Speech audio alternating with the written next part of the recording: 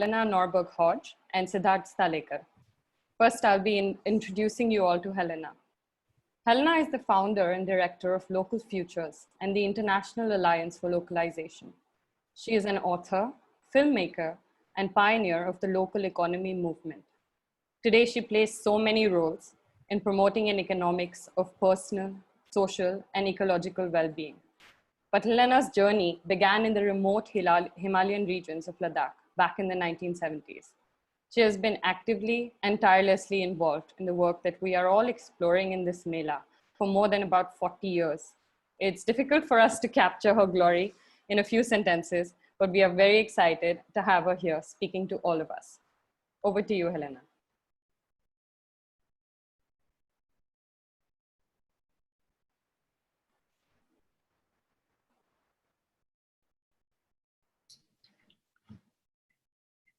Thank you very much. I'm really happy to be here. And as you all know, I'm a great fan of Manisha's, and we've been working together now for quite a few years.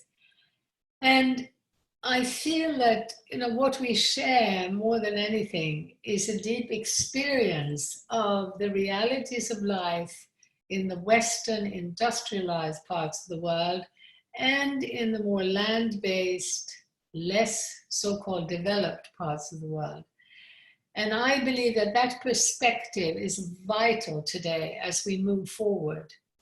We have a situation where the myths about both sides of the world are supported by and promoted by a top-down, corporate, extractive, capitalist system that benefits from perpetuating the myth that progress through economic growth, through more and more technology, more and more urbanization, that this progress is beneficial to people, and that this progress is now going to take the shape of smart green cities that are part of a new Green Deal, where the high-tech mega technologies are going to make it possible for essentially 100% urbanized planet, where intelligent, even well-intentioned economic thinkers are arguing, for instance, in England, that agriculture only contributes less than 1% to GDP. So therefore, let's not farm anymore in England. Let's be like Singapore and import our food. Now, the hubris and the sort of racism in this, the idea, well, we don't want to farm because it's not profitable, but let's have some people in India or China do the farming for us. That mentality is still continuing, but it's so enmeshed in ideas, theoretical ideas about growth and progress, that the individuals who, with all sincerity, put out these ideas, they don't realize that they're really continuing with the type of racism that this economic system started with. This economic system started with slavery and colonialism, and it has actually continued in a straight line as an economic trajectory for several hundred years. The key element of this dominant economy was the idea that global trading was in everybody's interest.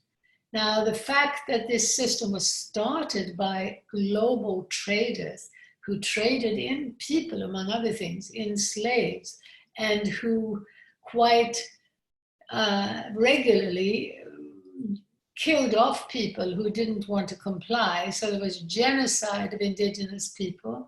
There was overt misogyny, racism, and anti-nature sentiments that gave rise to this system. Today, where we stand, I believe that we need to have a great clarity about the economic system as a techno-economic trajectory that, as I say, started with force and could never have arrived where it is today without force. How can you have a situation where a global trader can pay $1 a day to some people on one side of the world and sell to people who earn $100 an hour? This artificial situation has come about because elites in both parts of the world benefited from having this inequitous situation.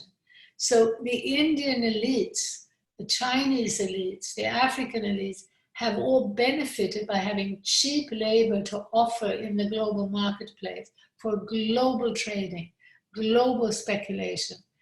So I want you, as you think about livelihoods, that you are linking that to a clear understanding that the dominant economic path is not serving us, is not serving the 99%, and it's threatening to destroy the planet.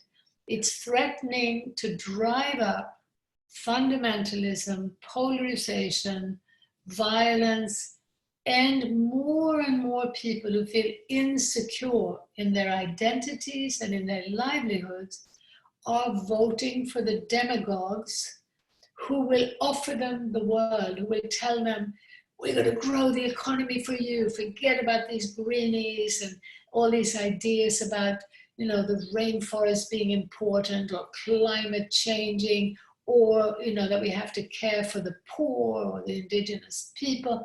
We're going to grow the economy. We're going to make your country great. And we're going to do it by subsidizing multinationals, by opening our doors to the global banking and pharmaceutical conglomerates who will create more jobs.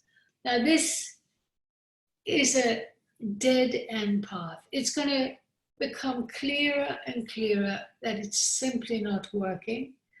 And the quicker that we, the human race, can wake up to understanding this as a systemic path, get away from individual targeting, it's just Bill Gates, it's just the Rockefellers, it's just the Americans, it's just whatever. Let's start looking at this as a structural, systemic path that has taken us away from nature, away from ourselves, away from our deeper needs, away from our communities, our sense of connection, away from self-respect, from self-esteem. Let's also recognize that all around the world, there's been a cultural turning. Now, what that means is actually, when you analyze it, people, human beings, are coming together to promote and to actually enable and embody and create alternative paths into the future. This has been going on for quite a while. There's been resistance to this slavery, misogyny, racism in this system. There's been resistance for a very long time. And that, it goes way back, but it was particularly strong in the 60s. It got subverted, particularly in the 80s, by corporate-led globalization. But since 2008, roughly, there's a very clear trajectory where more and more people are realizing this system is not working. Culturally, people are choosing to move back to a way of life that is more satisfying, that is more meaningful. This is the livelihood path. The livelihood path is part of that bigger system that fundamentally is about respect for all of life, for the life forms, from the plants to the animals, to our living communities. For me, there's a very clear pattern, that I learned from Ladakh and Bhutan that has to do with how intergenerational community is an essential part of the fabric of society that can provide genuinely healthy identities We've been segregated into separate age groups, into ruthless competition, starting age 4, to memorize, rote memorization. Everybody learn English, otherwise you're nobody. Don't learn your native language. Don't think that you need to know anything about your local ecosystem. No, we're going to teach you about a fossil fuel-based progressive path, and you will be modern, you'll go into the city, you'll be successful and happy. Now, that path, if you do your homework, you will see the evidence of how much depression, anxiety, loss of self-esteem this creates. I hope you're learning lots about how America, which is meant to be the pinnacle of this path, is producing more neuroses, more young people who suffer from traumatic fear, anxiety, self-harming. They're cutting themselves, and the suicide rate is going up very rapidly. It is also in India, and it's serious in India too, but I think if you actually look carefully, you will see that you still benefit from some of the traditional intergenerational community, just more connection between people, a slightly slower pace of life, still some of the remnants of a culture where you celebrate life, where you sing together, where you dance, you make music. You have a way of connecting through cultural patterns that are not about being billions of spectators watching a few global stars. All of your young people don't yet dream of being a global star. Maybe they do, but please help them get off that track. The livelihood track has to do with understanding at a fundamental level the need for more human scale businesses and institutions. Human scale structures adapted to specific climates, specific ecosystems. It's about coming back home to a deeper connection to the place where you live. And it's about rebuilding that live face-to-face culture. Now, there are many businesses that you can join or that you can emulate that are doing this. I'm particularly keen to recommend that you do everything you can to strengthen the local food economy in the area where you are. Local food as a foundation for a healthier economy, a healthier identity, healthier livelihoods. You will see more and more evidence of this. I can guarantee it, because it is integral to who we are, how we evolved. We evolved in deep connection over soil, seed, and food. And this connection of being, even if it's just knowing the farmers who grew your food, it's already sort of a deep reawakening of connections that are fundamental to what it is to be human. When children can also learn how to grow something from seed, when they can feel part of the magic of life and actually be a bit of a productive, small part of this larger, amazing, rich, complex, evolving universe, when they have that experience, they also develop at the same time a greater sense of humility and a more expanded sense of self. They don't become small, frightened, little egos competing to be a global star. They're able to be part of that local life and local community and of life itself in a way that is deeply rewarding. So there's a multitude of businesses, works, non-profit organizations that are trying to either protect the local food economy in many parts of India, or to strengthen and revitalize, or even start new local food initiatives. Everything from the farmers markets to co-ops to edible schoolyards to bush schools, where children are allowed to be out in nature. And very important too is actually a connection with animals as part of this. Very important part of the local food movement is diversification. Ideally, you have some mixture of vegetables and fruits and trees and animals as part of the cycle. And again, this is how I saw children grow up in both Ladakh and Bhutan, and later on I studied around the world. The difference between that smaller scale diversified farming and the big monocultures that were being promoted as part of this extractive capitalist system that were telling governments, don't produce for your own needs, produce for export, larger and larger scale, bigger and bigger monocultures, all the time going into debt for new technologies. So, I don't have much time, but I think the local food movement is the foundation of the new economy movement that we promote, the localizing economic path. On top of that, you have business alliances, you have community energy initiatives, you have local finance, very important.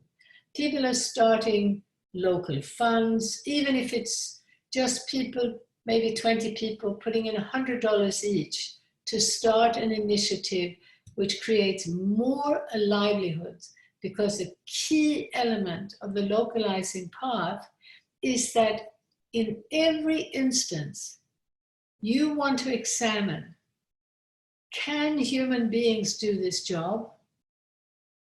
If they can, we now need a U-turn to support more people doing the job rather than employing energy and technology.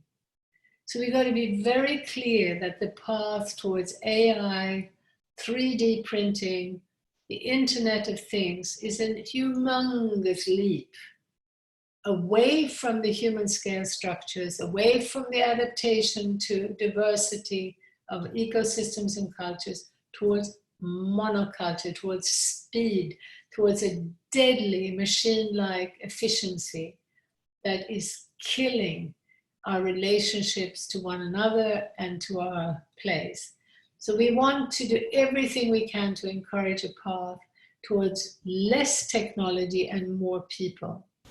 In education, in the food economy, in healthcare, in therapies of every kind, in almost every endeavor, having more people is going to be beneficial. This is linked also to slowing down so that we do things more in human time. We don't want to be running after the machine and behaving like the machine, running faster and faster with less and less time. The time pressures, particularly in the West, and I know they're increasing in India, are killing us.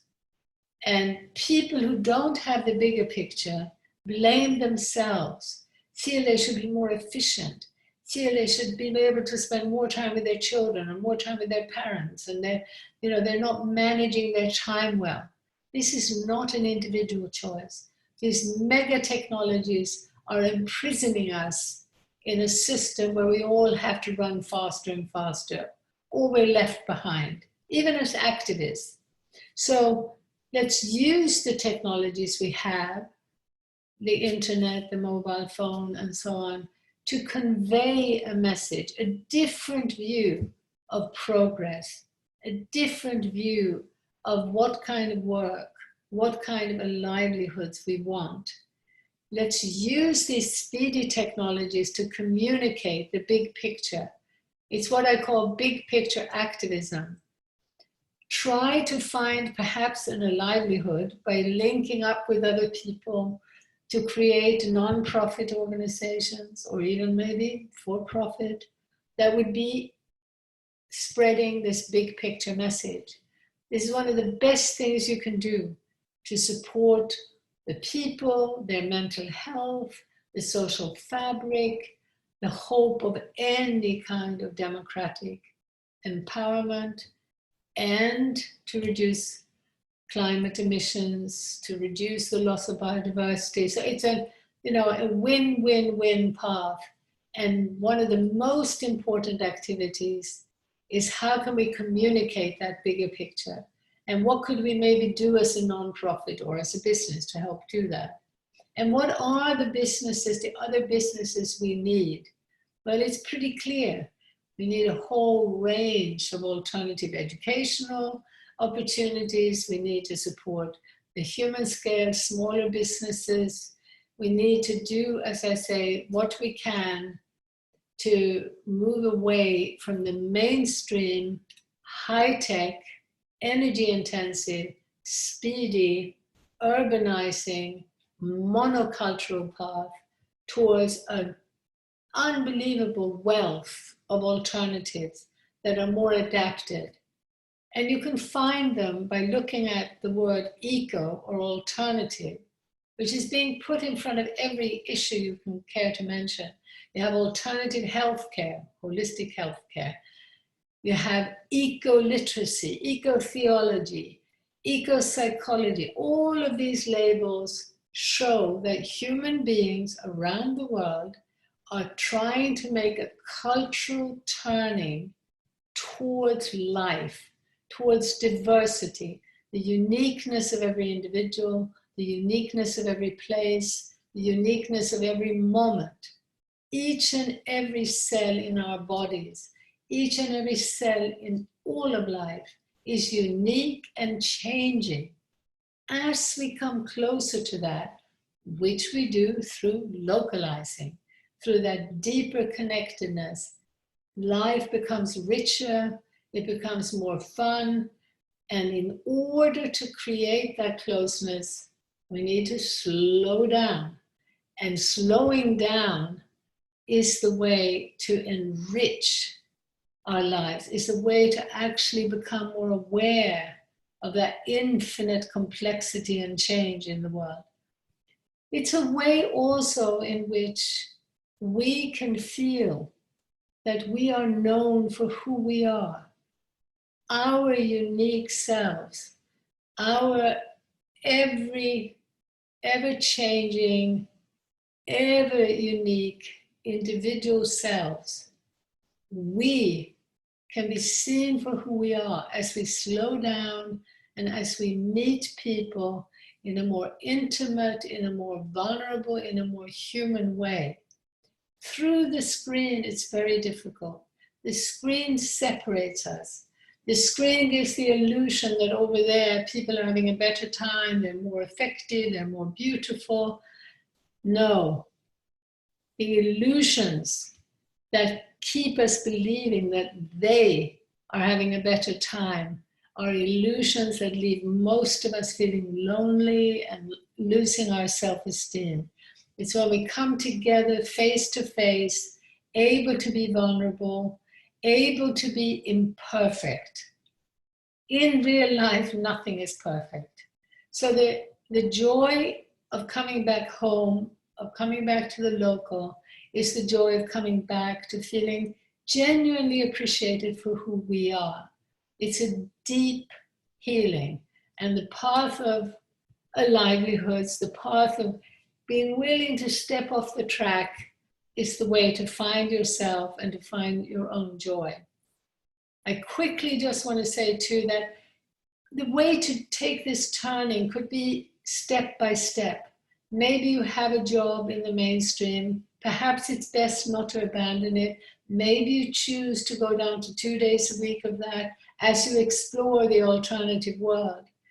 You know, it's not something that everyone can do overnight, but I urge you, wherever you are on the journey, wake up to the big picture, wake up to the fact that everywhere in the world, more and more people are showing that they don't want to go down that empty path, that so-called progress.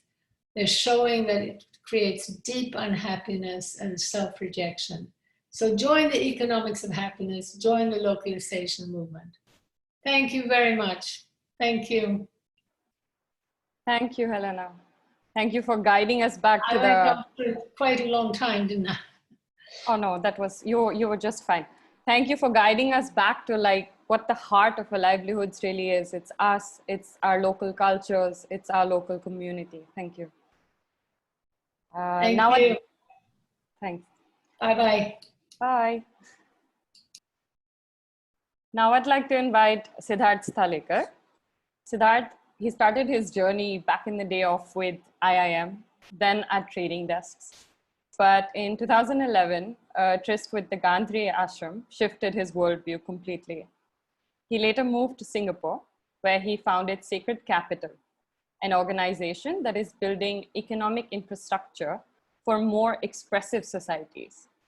They use technology to help build wealth that is reflective of people, of who they are.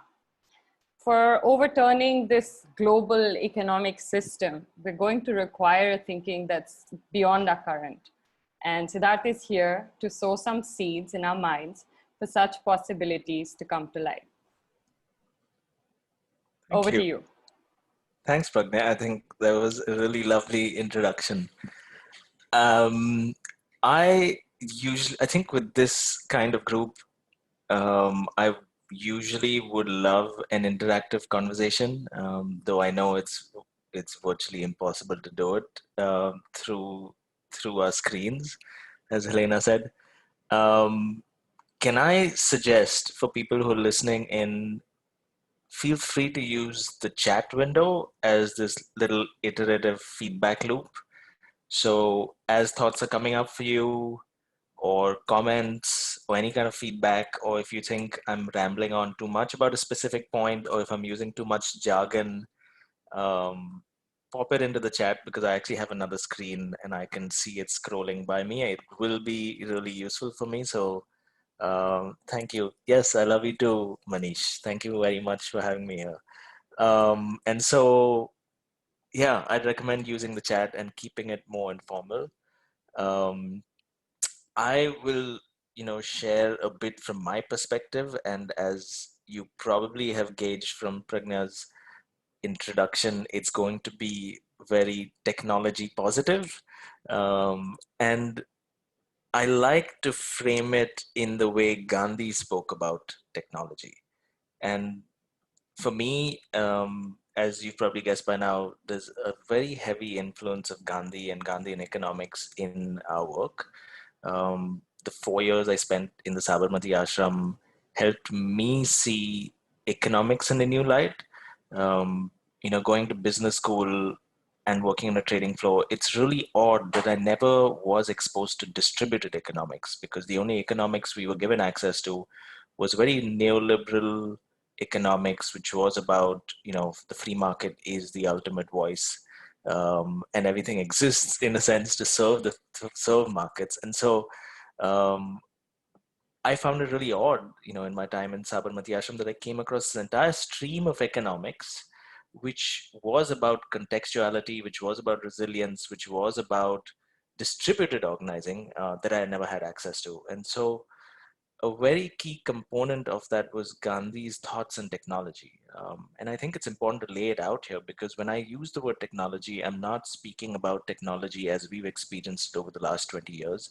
I think in hindsight, we look back at the last 15 to 20 years and think about this as probably one of the dark ages of technology, because of the way it shaped our relationship with it and the structures behind it that have led to these forms of technology.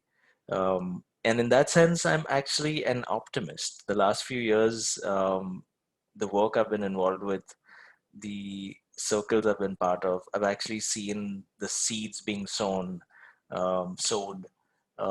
for what might be a technological and economic renaissance that is very likely. And so I'm really excited about speaking to you guys, because I feel like we're all part of it.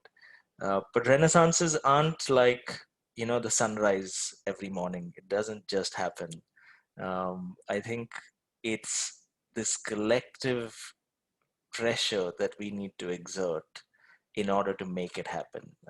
And so today's conversation, I would love for it to just be this urge to all of you to participate in that renaissance that's coming over the horizon, if we would like it to.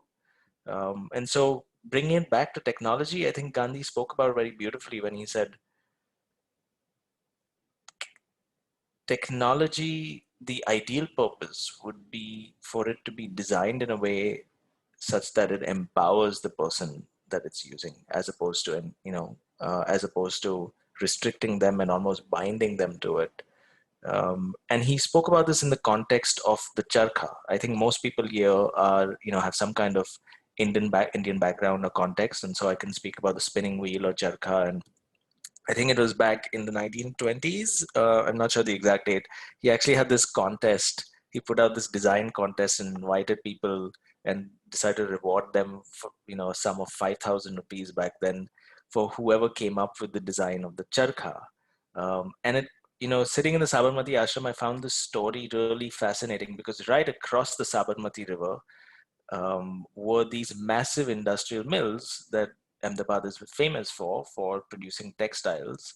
And here in the Sabarmati Ashram, Gandhi was speaking about the spinning wheel, which, when you think about it, is really simplistic. Like there's not much going on there. And I think in it lies the beauty of the way technology can be designed. Because the charkha was, in technological term, it's called a design that can be forked, which means, if there's a community that has a particular strand of cotton or prefers to work in this way, they use the charkha in this particular way. But, in other communities, they could actually pick that up and fork that design, which means take you know take another path or tweak that design for their specific context. And I think that's a fascinating tenet of sorts for technology, because I think it leads us to technology that supports diversity, supports contextuality, and actually in that long run empowers that individual to make a livelihood from it, as opposed to technology using it to sustain itself, technology using humans to sustain itself, right? And I'm speaking about all of this in the context of what's going on in my world of finance. I'm sure some of you have heard about blockchains and distributed ledgers, and I think it's gotten into the headlines and the hype for the wrong reasons. But I think the underlying principles of distributed ledger keeping hold tremendous promise, because it actually is allowing us to update our very economic system. And for those of you, who aren't too aware, or I'm sure some of you have, some of you picked this up from Helena's conversation as well. Our economic system was designed a couple hundred years ago, and hasn't been updated since. And I always found that really odd, because clearly the technologies available to us have changed. We're not using steam engines anymore. Clearly the needs of humans have changed, because I think humans desire this wholesomeness that just wasn't, on top of people's priorities 100 years ago. I think we've pretty much solved some of these designs for how we can battle hunger, or at least build basic infrastructure for it. Of course, these problems still exist, but I think they haven't. I think the infrastructure or the means in which to solve this are available to us. And so I think it's really shocking that that economic infrastructure that we rely on um, is just still very 1920s or probably even 19th century. And my work, in a way, is about updating that infrastructure. And I think distributed ledger keeping or distributed ledgers allow us to change it, because the economic system of the past was dependent on this universal consensus, which means we all cast a vote and we appoint some government that maintains a set of rules and regulations, that maintains a ledger for us. So if I have to give Hardeep 5 gold coins, a record of that transaction is maintained in the sky somewhere, that is protected by the government, that is propped up by the army and regulations. And so it is what is called a centralized economy. It relies on that universal consensus, and the possibility that exists for our generation today, I'm not talking about tomorrow, I'm saying today, is for us to move towards economic systems that rely on contextual validation. So the shift is from universal consensus to contextual validation. And I think that provides us this fascinating new possibility, that we could actually orchestrate and organize ourselves in collectives, micro groups, and decide what is important to us, without necessarily having a power broker who is ensuring that we keep peace among ourselves. And so distributed ledgers, I think, could serve as that charkha today, which empower us, allow us to orchestrate ourselves, and aren't necessarily restricted to our little silo. They can actually be forked. The designs of these can be forked, and different collectives, different groups can actually validate what is important to them. Why is contextual validation important? Not just for diversity's sake, but I think the big shift that we are about to see is that the very definition of wealth doesn't need to be restricted to monetary currencies. And so when I say the word money, you think of monetary capital. You say 10 rupees, with which I can buy a banana, maybe half a chair, or maybe a car, like material stuff, to put it really crudely.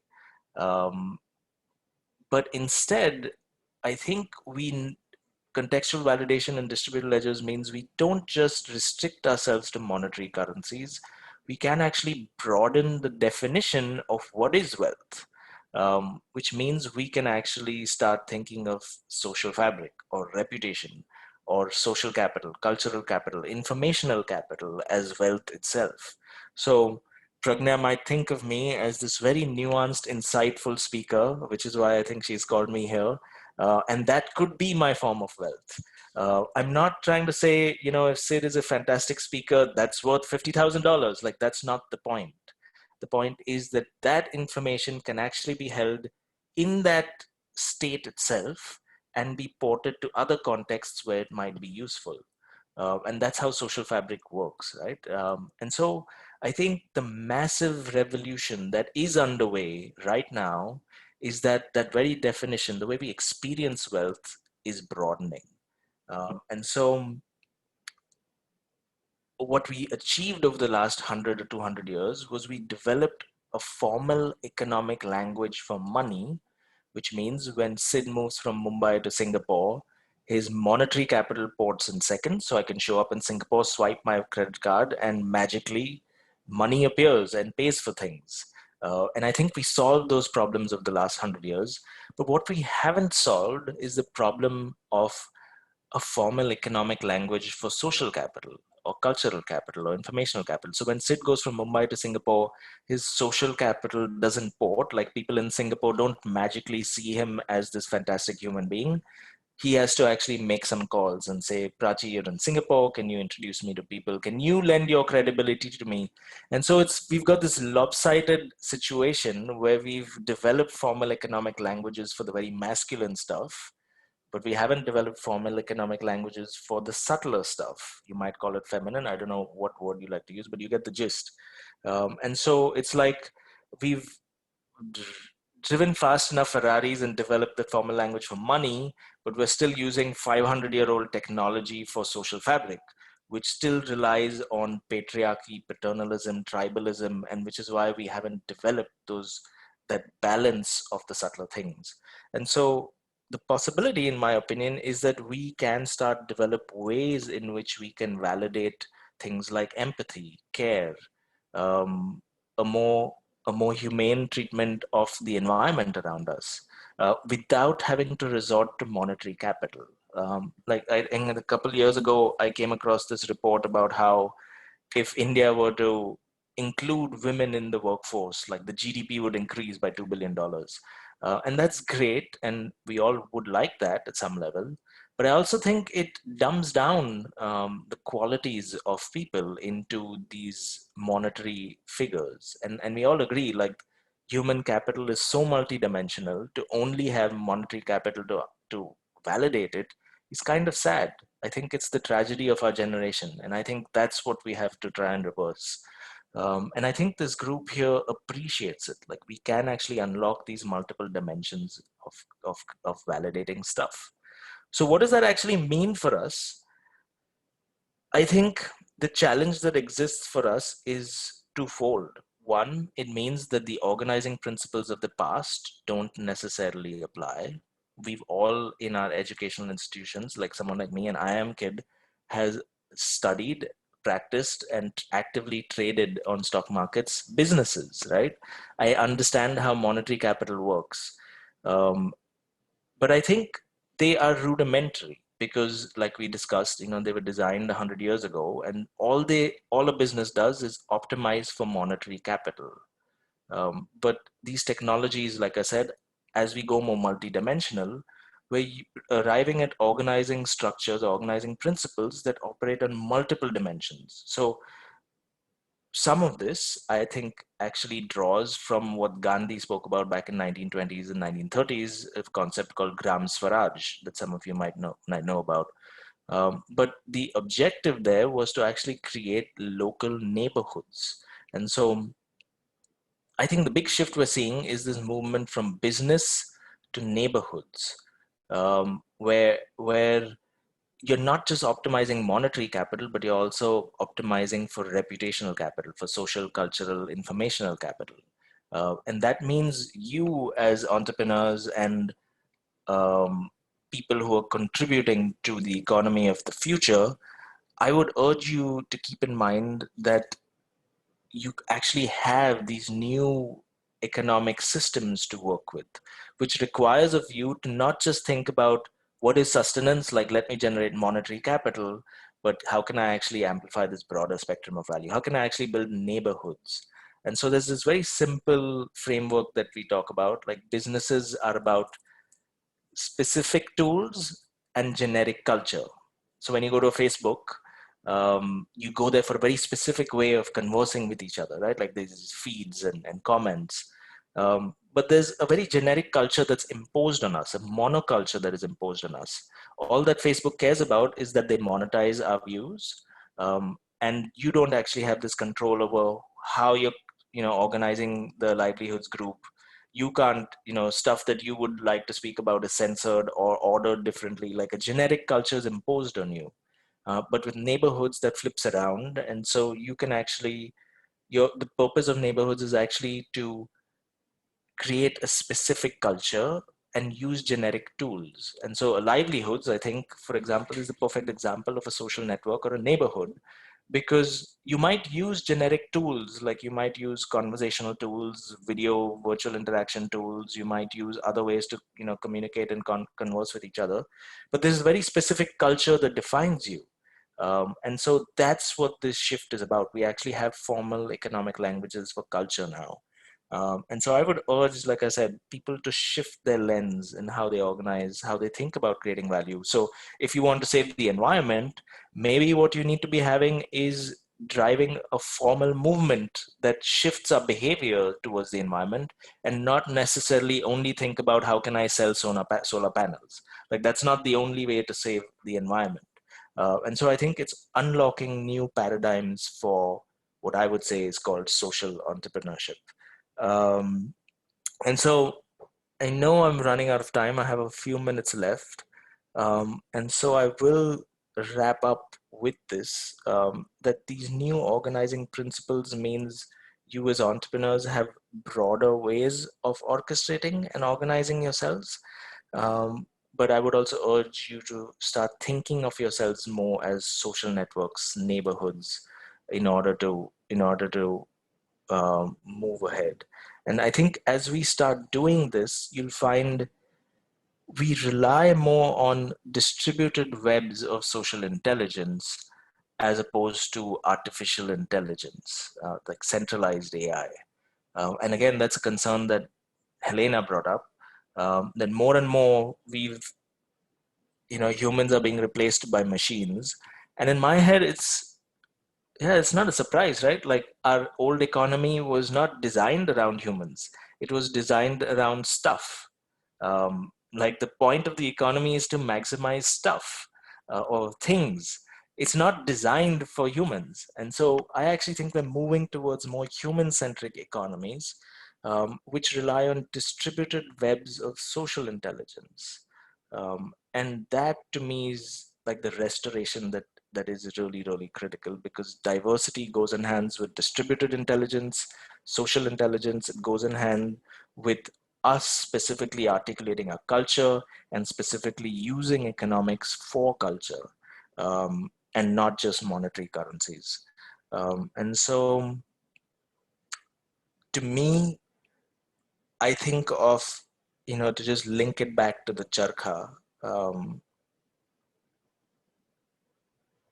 the concept of Gram Swaraj was that any community should be able to organize with these basic tools of livelihood, with empowerment, and empower themselves in order to sustain themselves locally. And I think that possibility exists for us today, because technology that we have access to just did not exist in the 1920s and 1930s. But I think as we move forward, start thinking about Gram Swaraj or neighborhoods, or creating your little social networks and leveraging these economic languages in more powerful ways. And that's how we will restore or start moving away from monocultures into more diverse ecosystems of well-being. I'll leave it there, because I feel like there's a lot of comments coming up, and I don't know, Prachi, Pragna, this time I could respond to them, but only if we have time for that stuff.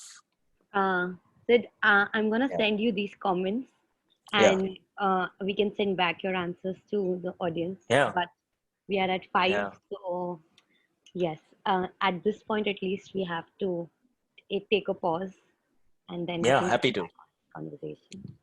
So Yeah. thank you so much for joining us. And I think what Sid said, following that, we are in a very exciting space of experimentation, like opening many, many new ways. And through this 4 days, we have tried to present to you very different speakers with very different views on education, health, very different worldviews. And I invite you to form your own opinion on livelihoods. And I also invite you that we need to be open to a lot more ways of exploration and to create new economies, new world we are thriving for. So I think with this, we will move to the next panel. We'll take a pause, then, and yeah, let's explore a few more livelihoods today. So yes, over to you. Thank you. Thank We you. have 2 minutes. Thank you. So we have 2 minutes. Should I just play some music to transition? Give everyone 2 minutes. Yeah.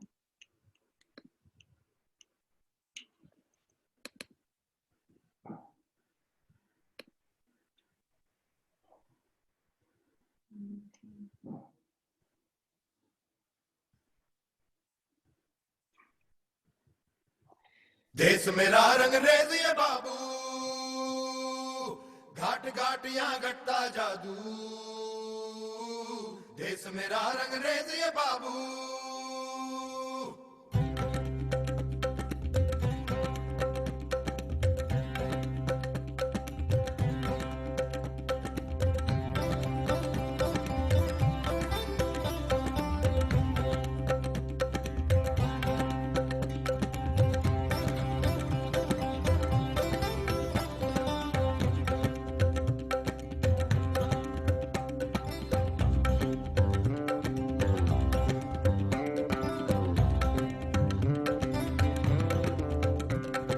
देश मेरा रंगरेज ये बाबू, घाट घाट यहाँ घटता जादू। देश मेरा रंगरेज ये बाबू, घाट घाट यहाँ घटता जादू। काई पहाड़ है कंकर शंकर, बात है छोटी बड़ा पतंगर। ढाई पहाड़ है कंकर शंकर, बात है छोटी बड़ा पतंगर। अरे इंडिया सर ये चीज धुरंधर, इंडिया सर ये चीज धुरंधर। रंग रंगीला बर जातंतर, रंग रंगीला बर जातंतर।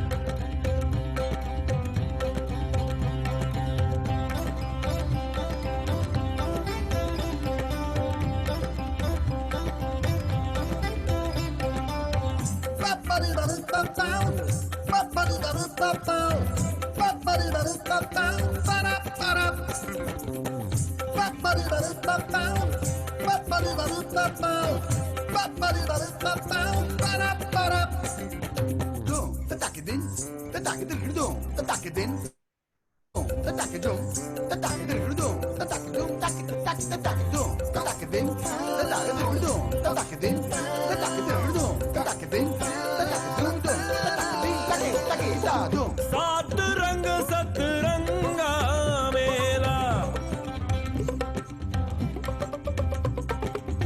बजरंगा सा बड़ा जमेला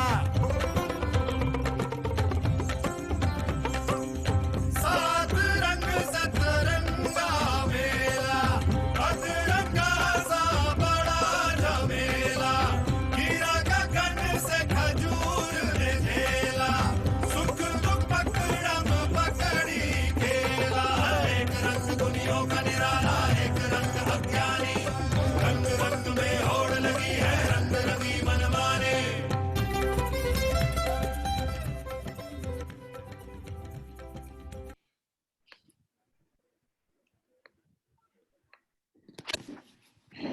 So, welcome everyone to the panel dialogue for the day, where you get a chance to meet the 4 speakers of the day and hear a little bit about them and what they're doing. Before we go into that, Prachi, do you want to just repeat the 4 points you had said at the beginning for anyone new who's joined? Yeah, thank you for reminding that. Just give me 1 second. Yes. So today we have harvesting at 7. So I invite you there. We have harvesting, we have rap battle, plus we have a very special closing speaker on livelihoods. So please be there. Secondly, Basecamp, please use it to engage further in the conversations on the livelihoods, and we will share as much as we can using the same space. So please be there. You all have been sent an invite, so it's optional. It's a choice that you can join it. Lastly, we start at 11 a.m. tomorrow for Sunday surprises. So just re-emphasizing that. Yes. Thank you. Also, for those people who are Abhijit, 11 a.m. to 2 p.m. Also, for those people who are joining us for the first time today, I'm just quickly going to show you the navigation. And for those people who've been with us, I'm sorry for the repetition. But if you go to our website, then there is this live calendar option. And the moment you click on this, you will be redirected to the live calendar, where if you go down, you will see all the 4 deep dive sessions. So when you need to choose your session, just go to this calendar, click on the session you want to attend, and then here's your link, meeting ID and password. And you can do that for all. And now I will move on to the speakers of the day. We will start with Namrita, and let me quickly introduce her to you. Namrita is a creative force behind slow fashion and conscious design towards more sustainable clothing. She is co-founder of Color Ashram and founder of Biome Conscious Fashion, where they believe that natural way is the only sustainable way for life for all. I welcome Namrita to share more about her journey and why she chose this space.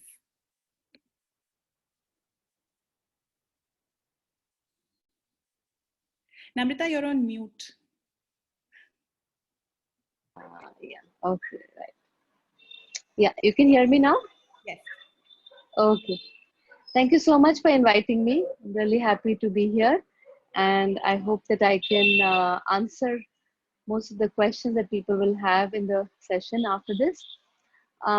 So I started with this label called Biome Conscious Fashion, which is all about natural dyed clothing. So whatever I work in, like it's all the fabrics are natural dyed. That's my bottom line, and it's organic cotton. And I started around 10 years back. So I was the need to look for something like this also was that I did not believe in consumerism. It did not drive me to actually get into doing some work related to any consumer product. So, and I love clothes, I love dressing up, and I think fashion is close to most people, not just women but men also, and it's nothing different with me. So I used to love clothes, but one thing I had thought that I will never work with clothes because I find that this is a very, very indulging sector. And I mean, I look around people and everybody's practically running a label and a boutique and making clothes, and everybody's talking about clothes. So that was something I did not want to do. But then I came across natural dyed clothing line, and I till then I did not know that there were chemicals used in our clothes to make around, guess how much, like around 8,000 to 12,000 chemicals are used to process any textile, be it any textile in the industry. So the amount of chemicals used in the clothing was just eye opening for me. And then to know that it's possible to work with a natural dyed clothing line, which can actually be zero chemical. So it was really exciting to me. And I thought that, yeah, why not? Why not combine my passion for fashion and also clothes, but with this really beautiful line? So that's how I started. And back then, I was working from Kolkata. I had not heard anybody work in this field. I think even now I'm one of the few people who's working with this uh, kind of clothing. So actually spoke to a lot of people that I'm thinking of starting this, I'm thinking of doing this, and everybody was like, nobody knows about this, nobody wants this. So how can you enter something which people do not know? Because the economics say that you work with something which has a demand. Now, for something that does not even have an awareness, forget the demand, why even beginning with it? So, but then somehow my heart was set that it made so much sense to me. And I was really, really passionate about sharing this with people and bringing it out in the open, that this is an option out there. When we think about clothes, we never think about there could be sustainable options. So I pretty much went against everybody, including good business mentors who said that, you could do this after you make some money. I mean, first do something else, and then when you have money, do this. People don't start off with these things when you want to make money as well as sustain yourself. I did not listen to anybody. And here I am, 10 years down the line. I have managed to sustain myself and my work with a very small capital. And I've been able to do what I love to do. And by sticking to natural dyed clothing line. Now, the good thing about it today, as we speak, is that there is a major interest in sustainable clothing line. Everybody, including H&M, wants more sustainable, because somehow there is no other way to look at consumption, especially of a product like clothing. And it's a very exciting line today, because not many people know about natural dyes. So if you are an early bird, actually, you should get yourself to educate yourself about this, and you could actually be the future in the making. So that's how, I mean, so my 10 years of work has been also creating awareness for a product where there was no demand. And literally I have worked with no demand, but what I used to my benefit was design.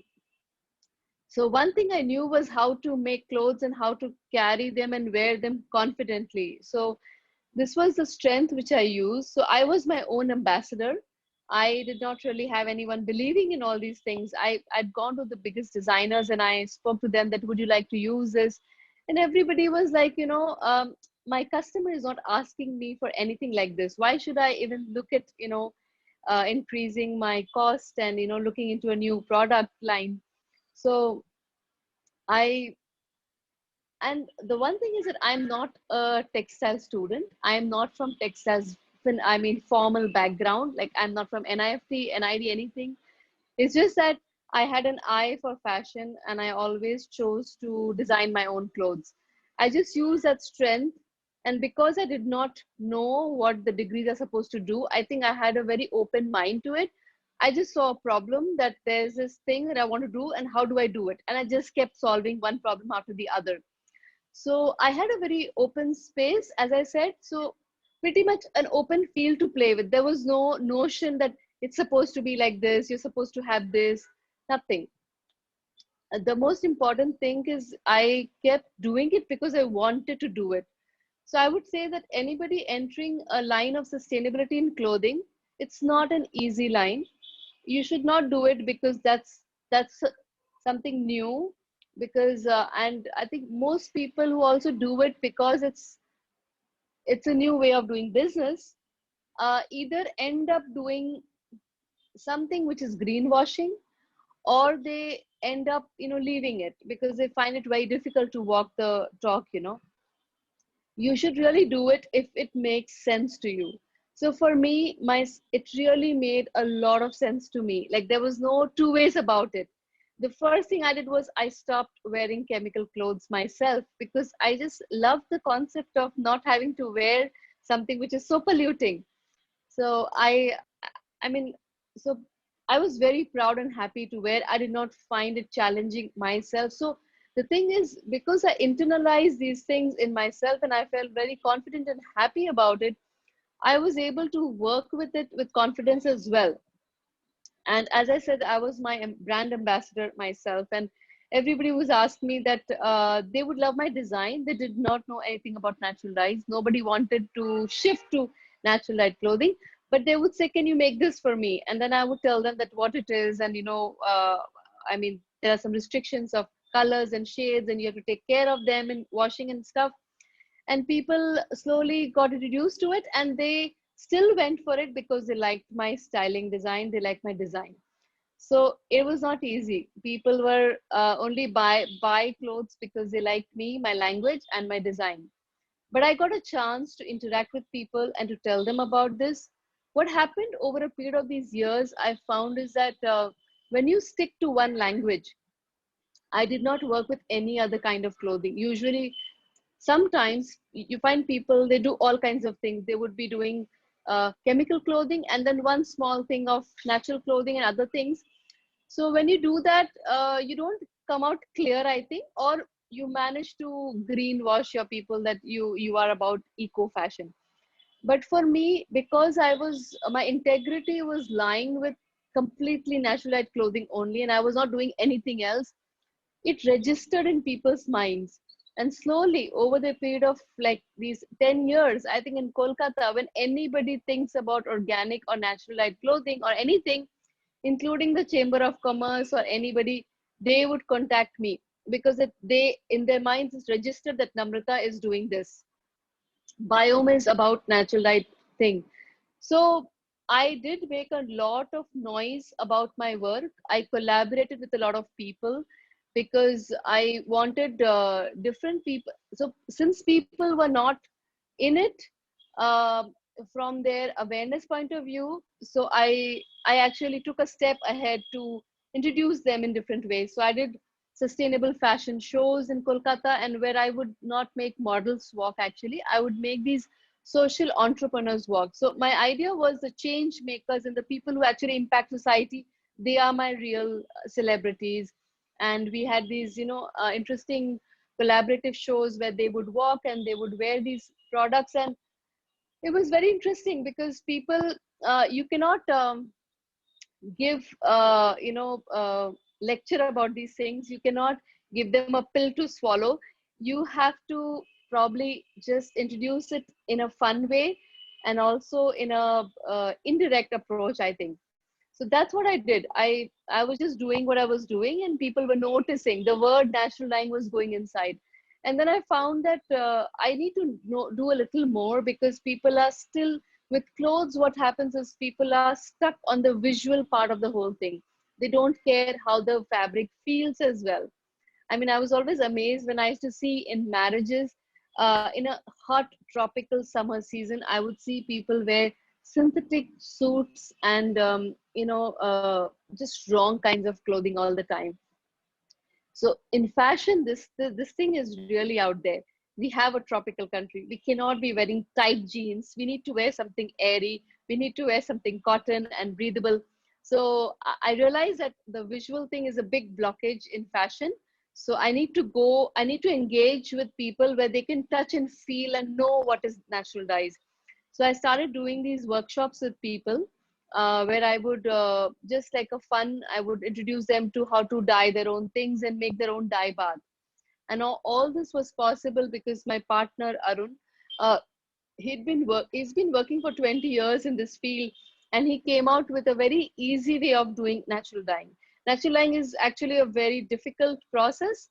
If you think about the traditional process, it's a very long and tedious one, and people would do it once or twice for their if they're really into it, but to continue on a commercial scale is is very difficult. So but he had innovated this out of this 10-step process of, say, how to make natural dye, how to extract colors and apply. He came to a one-step process that was something which was groundbreaking. And I think he's also an industrial pioneer in this field. In natural dyes, you may not be aware that it could be an industrial uh, application also. You always think about handicraft industry whenever you think about natural dyes, but it's actually possible to do it industrially. My partner has done it, and these dyes, when we were using in the workshops, people saw it a lot of fun. I also work with children and all kinds of people actually. So the thing is, when you work with something new, a concept like natural dyeing, you cannot just talk about it and in your advertisement or your posts write about it. You also need to engage with people and give them this hands-on experience. So that combination, I think, worked for me. And uh, I think people can gauge if you're in love with what you're doing. That also worked for me. uh, and as I said, design is a great tool if you want to work with any product which you need to take across people, because i mean uh, if you do not have good designs, you can't just tell people to wear something because it's good for the environment. I don't think that works. It may work for very few people, but we're not talking about this very few people, because ultimately clothes are for people an aesthetic expression. It's their confidence. It is something that that people carry with pride, and so design is probably one important part of it. Yeah. So I think my time is up, and Yes. yeah, I'll Thank you. continue in the deep dive. Yeah. Yes, if you would like to know more from Namrita about what she's doing, please do join her deep dive. And yes, you can ask her questions and know more. And with that, I would like to invite the next speaker. Let me just quickly introduce him. So our next speaker is Gaurav Gurjar. Gaurav is a jungle tree expert with a forest, where they have dedicated their time to creating natural, wild, maintenance-free native forests. Their mission is to bring back lost forests, and they do it by creating them. He started off as an engineer, but very quickly realized that that space wasn't for him and shifted to a green career in a forest. I invite Gaurav to share what inspired him to choose this field and a little bit about his journey. Hello everyone. Hope I'm audible. Yes. Perfect. Hello everyone. I'm Gaurav, and right now I create jungles with our forest. But what this journey has been, it started when, like from 12th standard, when people usually take these, they choose subjects.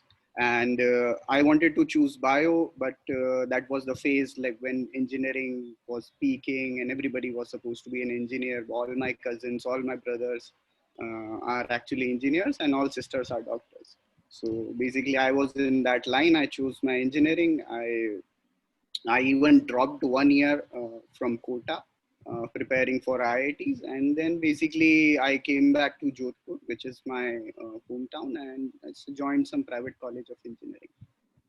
In the second year, basically I realized, okay, I'm done with it. This is not my cup of tea. And I was like, okay, I won't be able to continue this. So I started to look out. I looked out for several programs around saving turtles, and I happened to fall into Sadhana Forest, which is in Auroville. So I basically went there, and that was the first time I was going out of Rajasthan and directly into that permaculture world and that open culture, and I was like stunned, like, okay, this world is also existing, and these are the opportunities which are also existing in our world. I was supposed to be there for 10 days. I stayed there for 1.5 months. In return, I got detained in my college due to short attendance. I was kicked out of that semester, and then uh, but in Sadhana Forest, I worked with a research institute and made some wildlife journal and did some photography work over there. So so basically at that in Sadhana Forest, I got to know about the Swaraj University, which is in Udaipur. So I came back. After my second year, like last 2 years of my engineering, I was connected with Swaraj. After my engineering, I basically joined Swaraj University. I explored different things, and then basically I realized ki, okay, there are options possible, and then I need not go after a degree. So I told my parents ki, okay, I need to go travel for 15 days and I'll come back. So I took 15,000 bucks from my house and told them that I'll come back, and I went and joined Swaraj for like a 2 year program. So I returned back after 1 year. So there was like almost no contact with my family for 1 year. I was traveling to different places. I was learning different things, and then I narrowed down uh, that I need to work on my skills, like hands-on skills. So basically, I started learning how to build my own house and how to grow my own food. But these two things I did not wanted to do as a profession. Like I did not wanted to make someone else's house. I didn't want it to be an architect. So I learned these things. I traveled across Rajasthan, documenting different forts, all these lime construction techniques, all these natural farming like setups across India where we would volunteer. So I learned that, and then after that, after gaining all these skills, I happened to fall into a reality TV show, which was a Godrej Green champion, like some 4 or 5 years back. And I participated in that. I won that. Due to that, I got like a good exposure. I moved to Delhi. I joined an organization called Swechha India, and I was growing forests with them. I did a permaculture designing course with Geoff Lawton.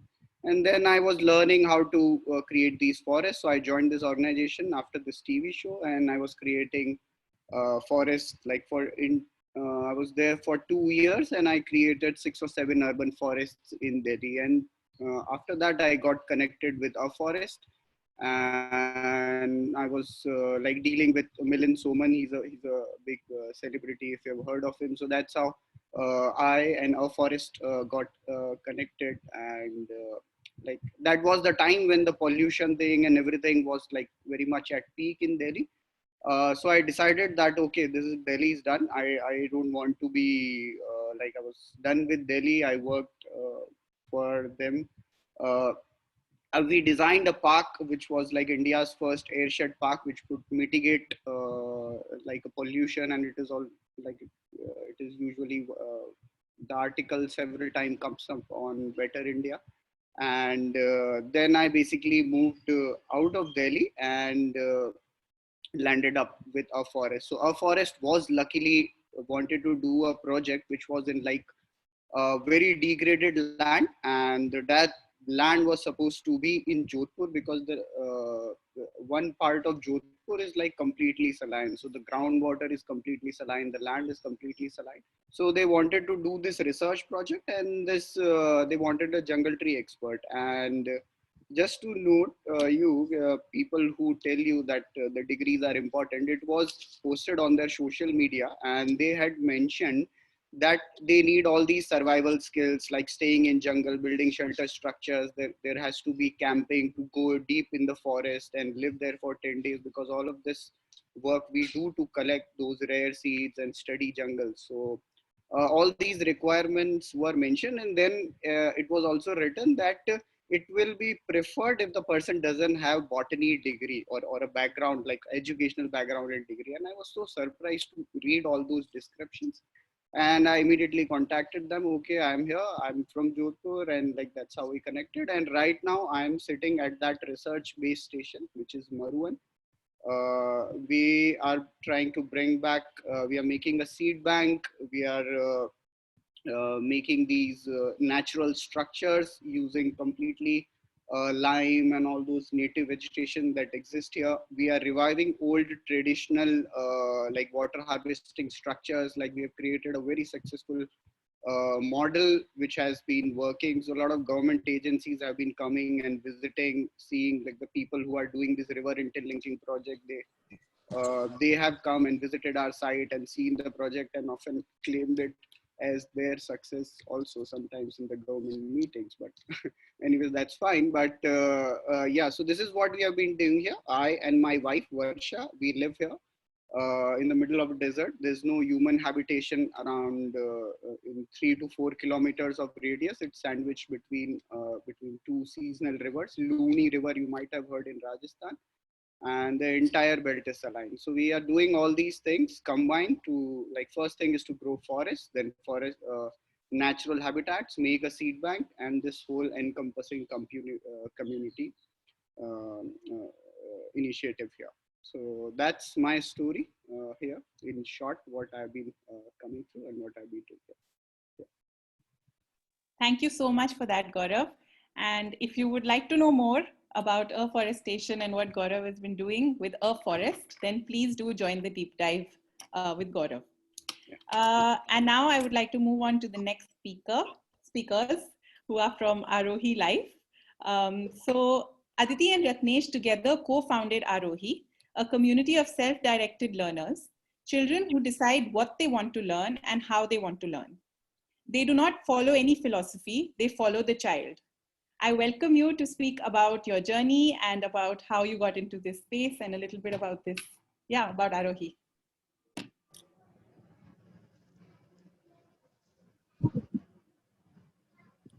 Hi, good evening, and it's very exciting to be here. And especially the last two speakers have been so exciting. My BP is already high. And yeah, I think it's all about this excitement thing. So what we do is we have a small community where we have children, adults, parents all together. And we all learn what each one of us wants to learn in this community. Yeah, so I have a small kind of slides for you to refer to. So the community is defined as open learning community, where openness defines that there is no boundary.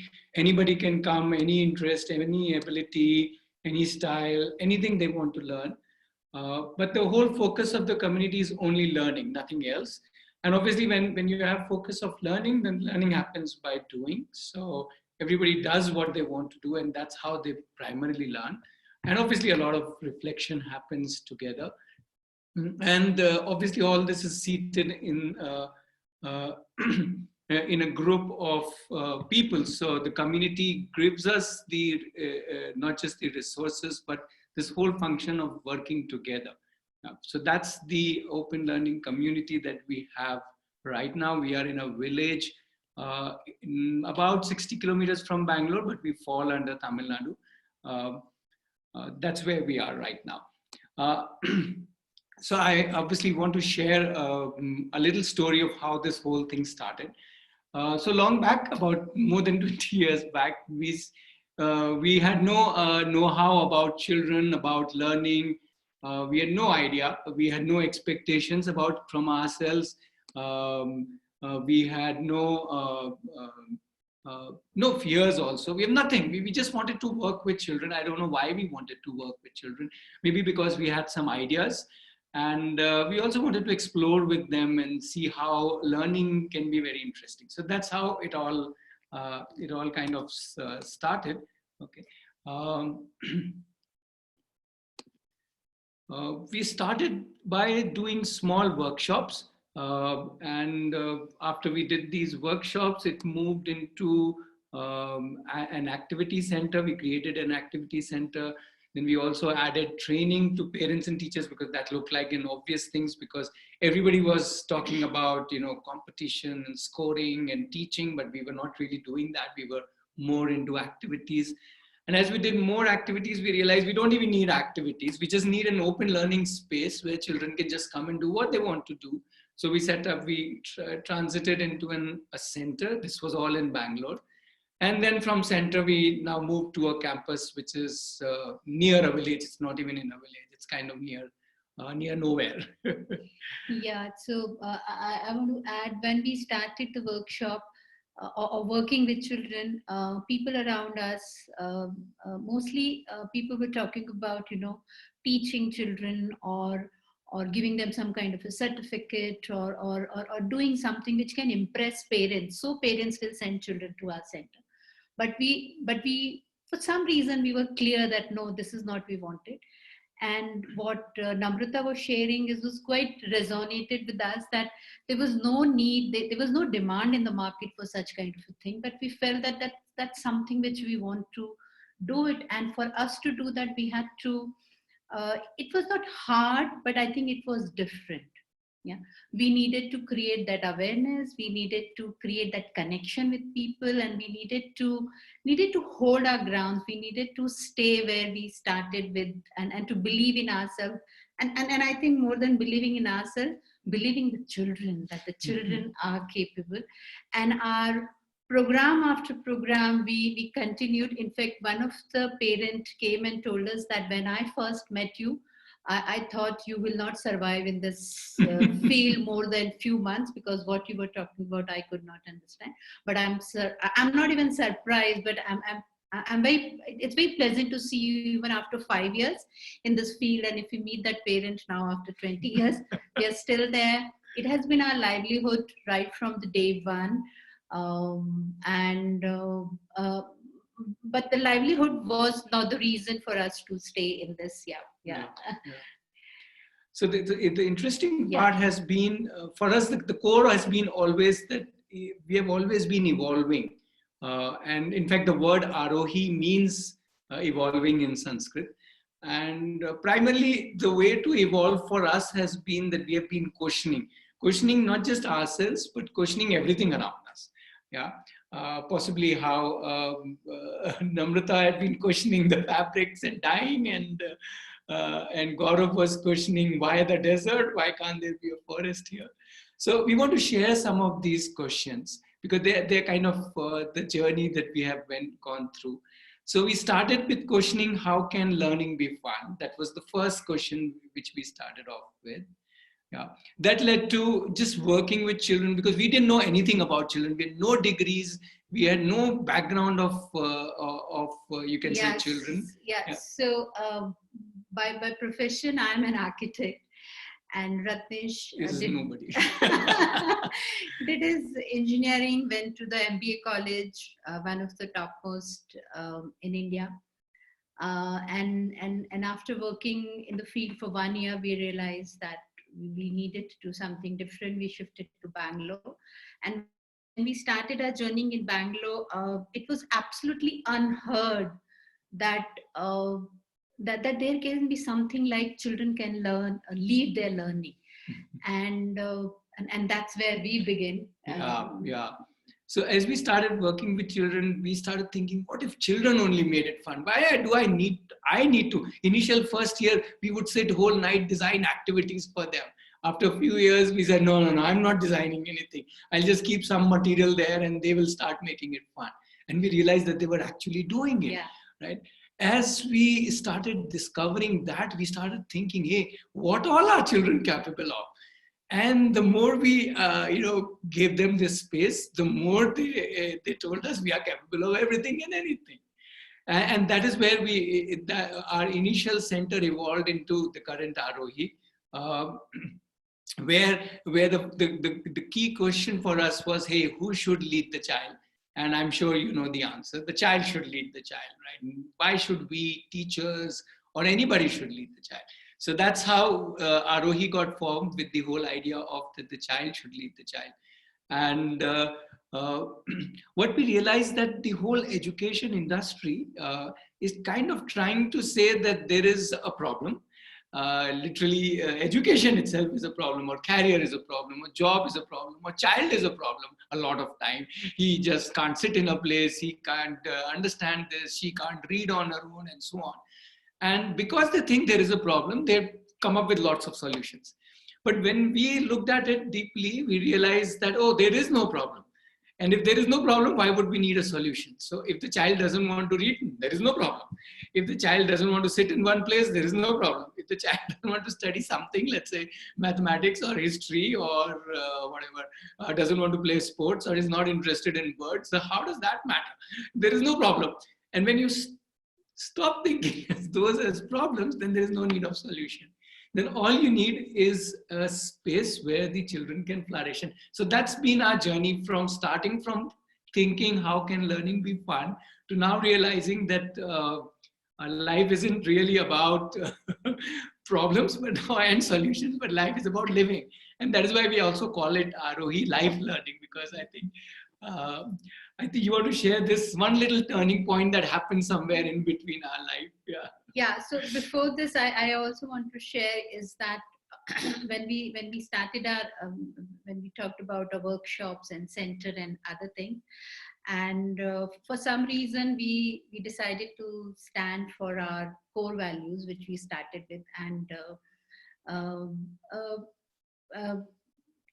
in fact we were chosen by IBM for a good amount of sponsorship, because we were the only one. We were the only people who were talking about the children, and not children in those terms, but we were the only people who were talking about that, you know, children has the power, children are capable of doing something, and that's what something which we got selected through their worldwide and whatever. And I think that in the beginning gave us some kind of a 3 years sponsorship to bring this whole holistic way of learning or exploring to their employees' children. And it's not only one story. I think there are many stories which allowed us to grow as people joined us. So as Ratnesh is talking about how did, I'll just take quick few minutes, how this personal switch started with our daughter when she started talking about, I have to write this answer, I have to underline this mug up answer, only then I'll get the good marks. And so she was initially, our daughter was going to a school. Yeah, she went till 4th standard. Till the 4th standard, and that's was something she was around 10-year-old, and that was very unsettling for both of us. That what's the purpose of life? Is she just living only for exams? Yeah, so I just want to point out, she was getting A+ everything. Yeah. And isn't that a bad news? It's a horrible news. Think about it. If your child is getting A+ in everything, isn't that a horrible news? We realized that she would not ask a question in the school, because if you ask, there are some black marks comes, and then when the black marks come, then you're not in first 5 students or whatever. Okay, so what I want to bring it here, we had no issue with the school per se. So when we went to meet the principal, and then we said, okay, now it's time for us to take action, and now we will pull her out, we'll do the homeschooling, and let's understand this whole education part of it. And the principal knew us that, okay, we were in education at that time. So she was like, is there any one teacher, is there any one specific thing we can bring changes in our school? And then I said, no, this is not about one teacher, it's not about one subject, it's about the whole education system. I think we want to rethink about it. We don't want to go by the tinkering here and there, some fun activity, some activity based learning, and then all those kind of things. We want to rethink, and with that confidence we took her out from the school, and that's what led for us the whole journey, which is where we are right now, still holding what we began with. And it has been in terms of livelihood, we never faced any issues. Yeah, I think what I want to say is that we have just done what we have always been doing, and money comes. If money is the aspect, people come because they see something, they see a passion out there, they see something which is important for them, right? And that has been our main journey, that we have done what we wanted to do and what we think was important to do, and that's it. The moment we do that, then everything else comes our way. That's been our experience. So we never had to think about, oh, where is the money, or where are the people. Whoever matters came to us, and they continue to come to us. So that's the way we look at it. So when I heard this word, a livelihood, I thought it's amazing, because I've always thought that way, that if I can be alive in what I'm doing, which is what our journey has been, then everything else will happen. Yeah. I think we spend too much time thinking about everything else. So yeah, we want to stop there.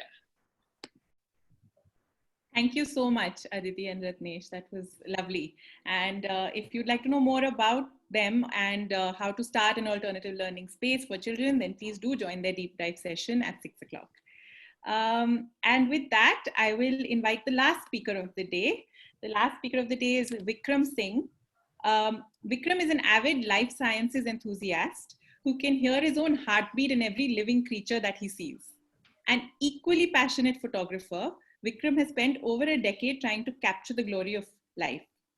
I would like to invite Vikram to tell us more about how he goes about fusing these two passions, and a little bit more about his organization called Life Meets the Lens. Over to you, Vikram. Thank you, Manyata. So सभी को नमस्कार. मैं पालमपुर से बात कर रहा हूँ अभी, हिमाचल प्रदेश से, और मैं यहाँ पे एक बहुत छोटा सा इनिशिएटिव चला रहा हूँ जिसका नाम है लाइफ मीट्स द लेंस. सो क्या मैं एक तस्वीर शेयर कर सकता हूँ सबके साथ, अगर मुझे एक्सेस है?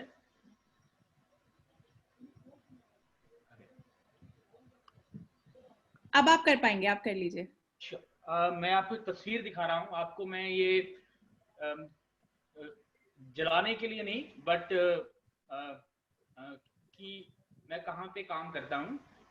सो ये मेरा गांव है. तो ये मेरे घर के बैक साइड पे, ये अगर आप देख पा रहे हैं अभी शायद, ग्रेट. सो ये मेरे घर के बैक साइड पे पहाड़ है, ये धौलाधार रेंजेस हैं. तो मैं इन्हीं के ही आसपास रहता हूँ. सो जब मैं 8 साल का था तकरीबन, तब से मैं इन पहाड़ों के आसपास, तो ये मेरा प्लेग्राउंड था मेरे एज के बच्चों का. तो मैक्सिमम चीज़ें मैंने यहीं पे सीखी हैं. तो मैं पहाड़ों को देखता हुआ, जो यहाँ से पानी आता है, वो बर्ड्स, ये सारी चीज़ें, नेचुरल चीज़ें हैं, उन सब के आसपास मैं इनको देखता हुआ बड़ा हुआ हूँ. और मुझे कीड़े मकोड़े, insects, birds, feathers, snail shells, ये सब इकट्ठा करना मुझे बहुत अच्छा लगता था हमेशा से ही. तो जब मैं 8 साल का था तकरीबन, तब से मुझे शौक पड़ गया. मुझे पता नहीं कि मुझे कहाँ से पड़ा, बट मुझे बहुत शौक था इन सब चीज़ों का. शौक है ये चीज़ें इकट्ठे करने का. तो उस दौरान केबल टीवी, इंटरनेट, ये सब चीज़ें नहीं हुआ करती थी. तो सिर्फ दूरदर्शन हुआ करता था. और ये सब चीज़ें जो लाइक हम टीवी पे देखते हैं, डिस्कवरी पे, तो ये सब चीज़ें हमें दिखती रहती हैं. तो उस सब की बहुत सारी टर्मिनोलॉजीज अभी एग्जिस्ट कर रही हैं, बट मेरे टाइम पे नहीं थी. तो मुझे समझाना नहीं आता था कि मुझे करना क्या है. तो मुझे ये सब चीज़ें बहुत मज़ेदार लगती थी. तो मेरे फादर ने मुझे एक पुराना ब्रीफ केस दिया था मेरी किताबें रखने के लिए, कि अगर मुझे कुछ किताबें रखनी है या फिर कुछ भी सामान रखना है, तो वो सारा ब्रीफ केस मैंने मरे हुए कीड़ों से, हड्डियों से, फेदर से, स्नेल शेल से सब भर के रख दिया था मैंने. और वो ये मैं करता रहता था. माचिस की पुरानी डब्बियाँ जितनी भी होती थी, वो सब मैं इकट्ठी करता था, ताकि मैं इंसेक्ट्स को, मरे हुए इंसेक्ट्स को उनके अंदर रखता रहूं. तो इस दौरान ये कलेक्शन करते हुए मैं नेचुरली ही बहुत सारी चीज़ों के बारे में, उनके बिहेवियर के बारे में मैं समझना शुरू कर दिया मैंने बहुत पहले उम्र में ही. बट मेरे साथ एक अच्छी चीज़ ये, बुरी चीज़ भी हुई, अच्छी चीज़ भी यही मैं कह सकता हूँ उसको, कि मैं वो चीज़ किसी से शेयर नहीं कर सका था, क्योंकि मेरे आसपास ऐसे लोग नहीं थे जिनके साथ मैं बता सकूं कि मैं कोई चीज़ें जो इकट्ठा कर रहा हूँ, उसका बिहेवियर जो मैंने ऑब्जर्व किया, वो मैंने जो देखा, उसके बारे में जो डिस्कशन करनी होती थी, तो वो मैं किसी से कर नहीं पाता था. तो ये मेरे लिए अच्छी चीज़ भी हुई, बट बुरी चीज़ ये हुई कि इसको मैं परस्यू नहीं कर पाया बहुत अर्ली स्टेज के अंदर. तो फिर नॉर्मली मैंने जो एजुकेशन होती है वो मैंने करी। मैंने अपनी ग्रेजुएशन करी है बॉटनी ऑनर्स में, और एमएससी है मेरी ह्यूमन जीनोमिक्स में। और मैं बहुत खुश था अपनी पढ़ाई से, मुझे कोई भी प्रॉब्लम नहीं है एजुकेशन जो मैंने करी। मुझे बहुत मज़ा आया कॉलेज में। मैं यूनिवर्सिटी में, पंजाब यूनिवर्सिटी से पढ़ा हूँ मैं, तो कॉलेज लाइफ मैंने बहुत इन्जॉय करी। बट तब तक मैंने किताबें कभी नहीं पढ़ी थी कि लाइक जो भी नेचुरल वर्ल्ड के बारे में लोग लिखते हैं, तो वो मैंने कभी नहीं पढ़ा। और शायद जो इंटरनेट है या फिर जो जो बहुत सारे चैनल्स होते हैं, डिस्कवरी, नेट जियो, वो मैंने एमएससी में, यानी कि जब मैं एमएससी में चला गया तब मैंने वो देखना और पढ़ना शुरू किया। तो सबसे अच्छी चीज़ मेरे लिए ये हुई कि जब मैंने वो चीज़ें पढ़ी तो मुझे ये रियलाइज़ हुआ कि जो बचपन से मैं करता आ रहा हूँ, वो बहुत लोग कर रहे हैं और उसको लिखते भी हैं in the form of books और in the form of movies जो बनती हैं। तो मुझे बहुत अच्छा लगा कि जो मैं सोचता आया हूँ बचपन से, वो काफ़ी चीज़ें वो सच भी हैं। तो मुझे बहुत अच्छा लगा। बट मैं फिर भी परस्यू नहीं कर पाया वो सब चीज़ें, क्योंकि मुझे पता नहीं था कि कैसे परस्यू करना है। तो नॉर्मली मैंने भी एक कॉर्पोरेट में काम किया 4 साल, बहुत इन्जॉय किया मैंने कॉर्पोरेट लाइफ। तो उसी दौरान मैं बहुत सब चीज़ें देख रहा था, तो मेरा मन किया कि मैं अपने घर वापस आ जाऊँ पालमपुर में, जहाँ पे आप पहाड़ देख रहे हैं। ये मैं इनको बहुत मिस कर रहा था। तो मैं अपने घर वापस आया। देन आई स्टार्टेड डूइंग, जो मैं कलेक्शन करता था पहाड़ों पे जाके ऑब्जर्व करता था चीज़ों को, तो वो सब चीज़ें मैंने दोबारा करनी शुरू करी। एंड देन 2017 में मैंने लाइफ मीट्स द लेंस नाम का एक फेसबुक पेज शुरू किया। लोगों को जो मैं चीज़ करता हूँ वो सब बताना शुरू करी। और तब तक मेरा जो मैं चीज़ें इकट्ठा करता रहता था वो बहुत ज़्यादा कलेक्शन मेरा हो चुका था, क्योंकि मैं कलेक्शन अपनी कंटिन्यू करता रहता था पढ़ाई के दौरान भी और एमएससी में भी। देन वो जो मेरा कलेक्शन था वो एक म्यूज़ियम की तरह बन चुका था। तो मेरे पास बहुत सारे बॉक्सेस थे जिनमें मैंने बहुत, जैसे अगर आप देख पाएँ, ऐसे ही जो हनी, ये मधुमक्खी का छत्ता है, ये बर्ड का नेस्ट है। तो ऐसी ऐसी मेरे पास हजारों चीज़ें इकट्ठा हो गई थी तब तक। तो देन मैंने लोगों के साथ शेयर करना शुरू किया, और वो पहली बार था मेरा कि मैंने 20-22 साल के बाद पहली बार अपने बॉक्सेस को खोल के लोगों को दिखाया। तो उनको बहुत मज़ा आया, और लोग सुन रहे थे, जैसे अभी आप लोग सुन रहे हैं, तो वो भी लोग सुन रहे थे। तो मुझे बड़ा अच्छा लगा कि वाह, कि मैं कुछ बोल रहा हूँ और कुछ सुन रहा है, और वो भी इन कीड़े मकोड़ों के बारे में। तो मुझे बहुत अच्छा लगा। Then I started doing workshops. मुझे कहीं से पता लगा कि ये सब चीज़ें भी कर सकते हैं, तो आई स्टार्टेड डूइंग वर्कशॉप्स। और तब मुझे बड़ा अच्छा लगा कि लोग मेरी बात सुन भी रहे हैं और साथ मुझे पैसा भी दे रहे हैं। तो वो बड़ा इंटरेस्टिंग था मेरे लिए, वो वाला फेज, कि अगर लाइक मैं जो कर रहा हूँ, मैं उसी को कर रहा हूँ और कोई देख रहा है उसको, और मुझे सिर्फ जो मैं करता आ रहा हूँ 20-22 साल से, उसको कंटिन्यू करने के लिए मुझे कोई पैसा भी दे रहा है, तो मुझे बड़ा अच्छा लगा। देन मैंने 1 साल तक ये सब चीज़ें करी, वर्कशॉप्स करी। एंड लास्ट ईयर 2019 में मैंने नेशनल ज्योग्राफिक सोसाइटी पे ग्रांट्स के लिए अप्लाई किया कि जो मैं चीज़ कर रहा हूँ मुझे ये और भी आगे परस्यू करनी है। तो लास्ट ईयर मुझे नेशनल ज्योग्राफिक सोसाइटी की तरफ से एक ग्रांट मिली, और वो मेरे लिए बहुत एक टर्निंग पॉइंट था कि मैं नेट जियो की फैमिली से मिला। मैं नेशनल ज्योग्राफिक के बहुत सारे लोगों से जो फील्ड में काम करते हैं, मैं उनसे मिल पाया, और मैं भी उनकी एक फैमिली का पार्ट हूँ। और मुझे ये बहुत लाइक मेरी जर्नी, मुझे अभी जो मैं कर रहा हूँ मुझे बहुत मज़ा आ रहा है। तो अभी मैं अपने गांव में मतलब जो बच्चे मेरी तरह इंटरेस्टेड थे बचपन से ही, क्योंकि जो मैं काम कर रहा हूँ गांव में, मेरे आसपास के बच्चे मुझे स्पेसिमेंस रोज़ देते रहते हैं कि हमें ये चीज़ मिली। तो मुझे लगा कि अगर वो कर रहे हैं तो वो शायद उनका इंटरेस्ट है। तो नेट जियो की तरफ से मैंने उनके लिए डिजिटल कैमरास खरीदे। तो वो बच्चों के पास ही रहते हैं, तो बच्चे अपने आसपास जितना भी कुछ है उन सबको डॉक्यूमेंट करते हैं, और लाइक वो साइंटिफिक कम्युनिटी के साथ अपना काम भी शेयर करते हैं। और तो इस तरीके का कुछ काम है जो मैं कर रहा हूँ. Thank you. Thank you so much Vikram. Thank आप you. अपनी स्क्रीन शेयर स्टॉप कर दो प्लीज. Okay. Oh, sorry, ये तो सही चल रही थी. कोई नहीं. Thank you so much. So अगर आप विक्रम से और बातचीत करना चाहते हैं and if you want to know more about his journey and what he does and how you can get into that space, then please join his deep dive at 6 o'clock. Okay, so it is 5:50 right now. I think we've made it in good time today, and our deep dives start at 6 p.m. I'll just repeat that today we have the closing and the harvesting ceremony happening at 7 p.m. sharp in this room. So after you're done with your deep dives, please do come back for that. And we also have a very special performance lined up for you and a very special speaker who's coming. So please do come back for the harvesting ceremony at 7 p.m. So we'll take a 10-minute break, and speakers can join their rooms and meet their moderators. And the participants will open the rooms at 6 p.m. for the deep dives. Sorry, I didn't realize my video was off. I'm so sorry. Yeah, so we'll open the rooms at 6 p.m. And yes, see you at the deep dives. Anything else, Prachi, Pragnya? Okay, great. Bye-bye. See you.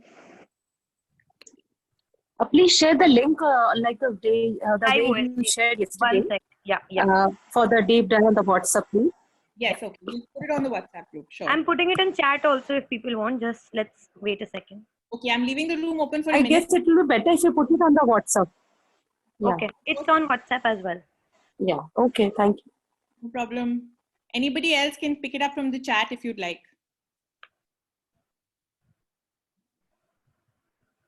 Okay, we can close the room, Manita, so that people can come in again and take a break. See you. Bye-bye. Thank you.